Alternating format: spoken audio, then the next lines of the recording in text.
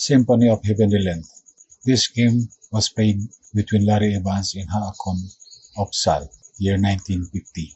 Larry Evans played d4, knight f6, c4, e6, knight c3, d5, bishop to g5, knight b to d2, pawn to e3, bishop to e7 develops, queen to c2, castle, pawn takes d5, and pawn takes d5.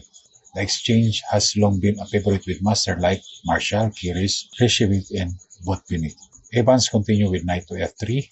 Haakon responds with c6. Black supports the center pawn and provides an outlet for his queen. Bishop to d3, rook to e8. The rook moves toward the center. There, it will exert pressure on the half-open file. The square on f8 is made available to the queen knight, which will help defend the king side. White responded with castle, knight f6, rook to ab1, the beginning of the minority attack.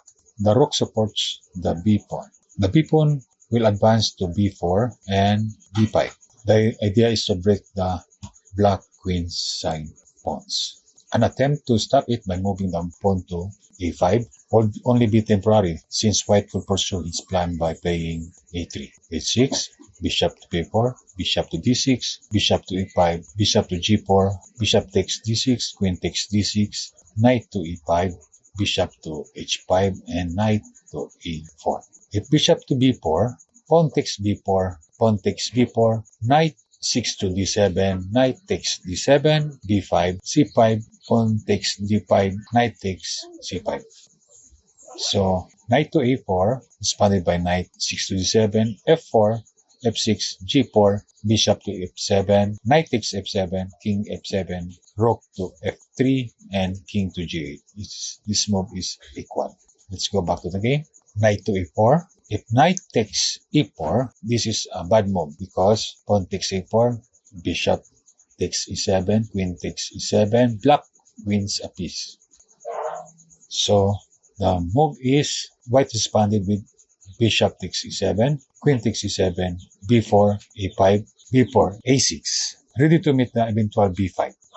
White moves to a4, knight takes c3, white takes c3, and bishop to g4. There's a relevant move like bishop to e6, followed by b5, pawn takes b5, pawn takes b5, rook to a3, attacking the queen, rook to b3, rook takes b3, queen takes b3, rook to a8, bishop, pawn takes c7, pawn takes c7, rook to c1. This game played between Derundi and Falcon and Adro. Back to the game, g4, then knight to d2. It's a novelty. There were a previous game moved by knight to a5 and queen to c5, followed by bishop takes f3, queen takes the queen on e7, rook e7, pawn takes the bishop on f3. This game played between Katikov and Richter in the year 1944. White wins. So back to novelty, knight to d2, queen to g5, threatening bishop h3. Rook to c1, rook to e6. Black plays a kingside attack for two reasons. His chances lies in the area and to divert the white from carrying out his design on the queen side. However, black responded with a good move by playing pawn to b5. White insists he forces exchanges which will leave black with a permanent weak pawns on the queen side. Pawn takes b5, pawn takes b5. Now we can see clearly one of the likely consequences of breakthrough. If black plays pawn to c5, rook takes the pawn on b5, there's a weak points here, weak pawns. Therefore, bishop to h3. The only move is g3. If bishop move to f1, it's a bad move because bishop takes g2, bishop takes the g2, and rook behind the queen, battering rook to g5. Black wins a piece. g3, this creates a hole on the king, but we can always be happy, said Nemcevich. So rook to e8, pawn takes c6, pawn takes c6. White has accomplished what he set out to do with the minority attack. He had settled black with a backward pawn on an open file, which is vulnerable to attack if they're not advanced and can be defended only with pieces. Therefore, seized this opportunity by bishop to f1. If moving the rook to d6, There's an excellent move by taking the pawn on e3, pawn takes e3, queen takes e3, king to h1, queen to f2. Titans mates on g2. So therefore, bishop to f1 is a good move. Bishop takes f1, knight takes f1. The exchange of pieces has straightened the white's position. Black's troublesome bishop has the white piece bishop has been replaced by another knight. Any further exchanges of pieces will accentuate the weakness of the pawn on c6. So black responded with knight to g6, rook to b6, knight e to 7. There's an interesting move like rook to c8, same, equal. So knight to e7, defending the pawn on c6, but is restricted to defensive maneuver while his opponent can trouble him with many threats. Queen to b4, h5 provides the king with a polite square against threat of mates on the background, but black also can start an attack on h4.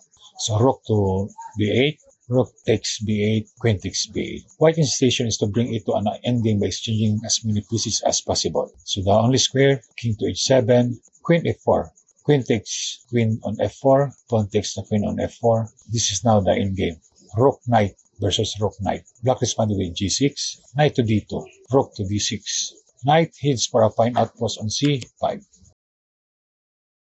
King to f1, king to g7. The kings to do the center where they can take active part in the endgame. White responded to rook to e1, attempt to seize the 7th rank.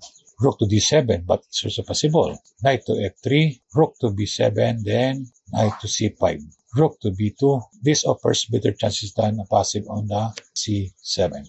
Rook to a7, controlling the 7th rank. King to f6, rook to a6. Evan wastes a few moves here before hitting this decisive combination. Rook to b1 with check, king to g2, rook to b2, rook to a7, rook to b1, rook to c7, finally getting behind the pawn. Black is now held in a tight grip. His king and knight are unable to move without the loss of materials. So rook to a1, knight to d3. If rook to a2, there is a knight to b4.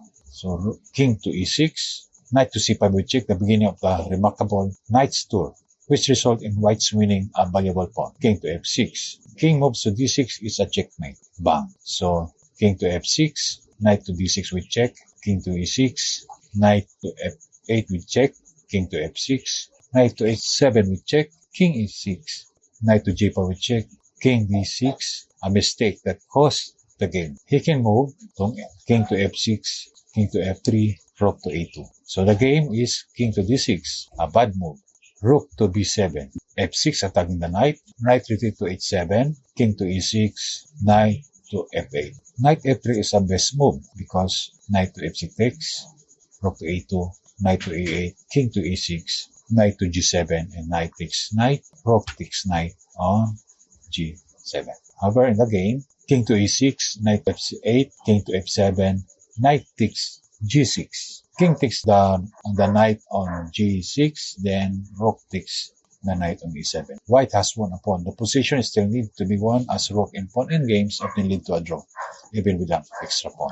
Continue, king to f5, rook to c7, rook to c1, depending on the pawn, rook to c8, king g6, king g3, king c2, h4, king f5, rook to h8, king g6, pawn to f5. Force an exchange favorable to white. The double pawn will be dissolved and a pass pawn on the h5 will be created. King takes the pawn on f5, rook takes the pawn on h5 with check, king g6, rook to h8, king f5, rook to g8. Cuts off the black's king from the pass pawn aiming for h5. Therefore, rook to c1. Black rook tries to be behind the h pawn, hoping for rook to g1 check. However, the white king moves to g2. White king stops black plans by taking the control of the h1 square. Now, the h5 would win. So rook to a1. Rook crashes over to the head of the h-pawn and advance. However, pawn moves to h5, rook to e7, rook to g3, rook to h7, rook h3, king g5, king f3. If rook captures the pawn on h5, rook takes rook, king takes the rook on h5, king f4, king g6, king g4 with check, f5. However, king moves to f4, king f6. Now the spare move f3, which makes the king move to e3, then king to g5. White wins. Taking the pawn is not a good idea. So rook to h6, rook to h1, king f5, king g3, king g5, king h4, king f5, rook f4 with check, king g4, rook g4 with check. Black must either capture the pawn or allow the king fights to reach h4. So the black decides to move the king to f5. If he capture, it's a bad idea because rook h4, king g5, rook takes h6, king takes h6, king f4, king g6, king g4, king g7, king f7. Then there's an extra move, king f. So white wins. Let's go back. Taking the pawn on h5 is a bad idea.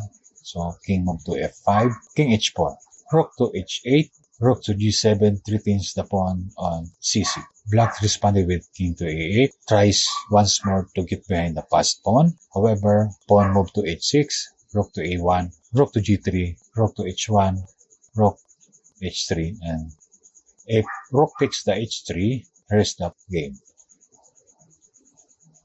White wins. Therefore, taking the rook on h3 is a bad idea. Black responded with rook to g1. In this position, if white has to in play h7, which looks as though it means a must, but black saves a draw. For example, bang, rook g4, check, upper ritual. So moving the pawn to h7 is a bad idea. Therefore, white moves rook to f3 with check, king g6, rook to g3, force, rook takes g3, king takes g3, king takes h6, king to g4, king to g6, king to f4, king to g7, then king to f5, king to f7 with an extra move, f3, the spare move, and white wins because the black must give way, allow kings to penetrate either on e6 or g6. Let's try. King moves to g6, g7, then the king will,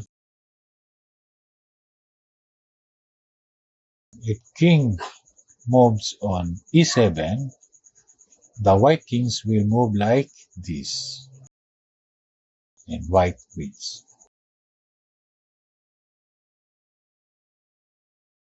Thank you so much. Bye-bye.